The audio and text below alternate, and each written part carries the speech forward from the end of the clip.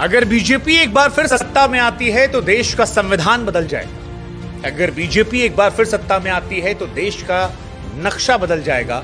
अगर बीजेपी की दोबारा सरकार बनती है तो फिर देश में कभी भी चुनाव नहीं होंगे।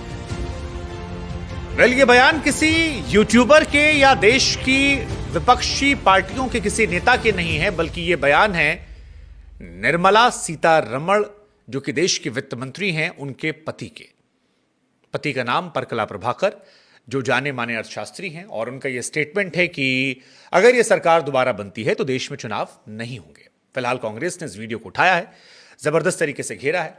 हालांकि निर्मला जी के पति, चाहे चुनावी बॉन्ड हो, देश की इकोनॉमी हो, महंगाई, बेरोजगारी, नोटबंदी, समय समय पर सरकार को घेरते रहते हैं। जो लोग नहीं जानते उन्हें बता दें कि निर्मला जी की शादी जो हुई है वो एक कांग्रेसी परिवार में हुई है, क्योंकि प्रभाकर जी की माता जी कांग्रेसी थी।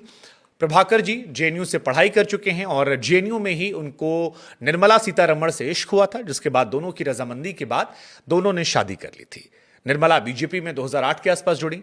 सुषमा स्वराज के बाद दूसरी प्रवक्ता थी।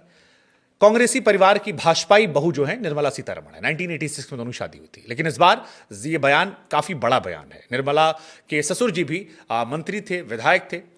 सवाल यह कि इस बयान को आप कैसे देख रहे हैं डेमोक्रेसी खत्म होने के?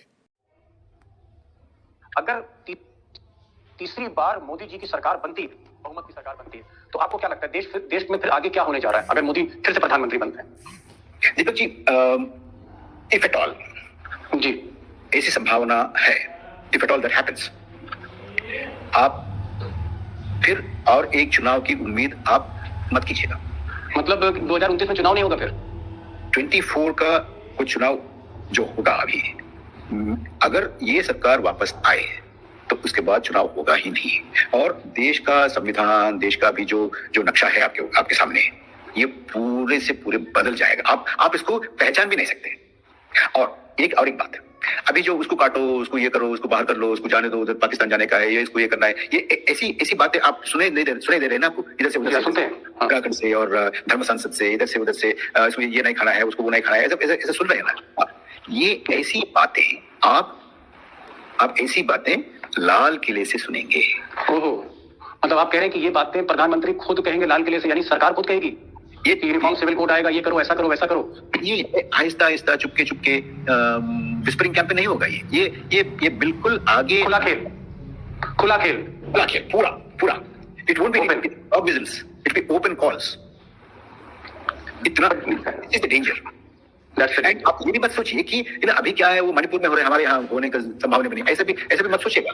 जो आज मणिपुर में हो रहे आपके इलाके में हो सकता है, हमारे इलाके में हो सकता है, हमारे राज्य में हो सकता है, आपके राज्य में हो सकता है, कहीं भी हो सकता है। और ये भी बोल रहा हूँ कि ऐसी स्थिति जो मणिपुर में है, अभी लद्दाख में है, अभी फार्मर्स के साथ ये दिल्ली के आसपास में हो रहा है, ये पूरे देश पे हो ही जाएगा।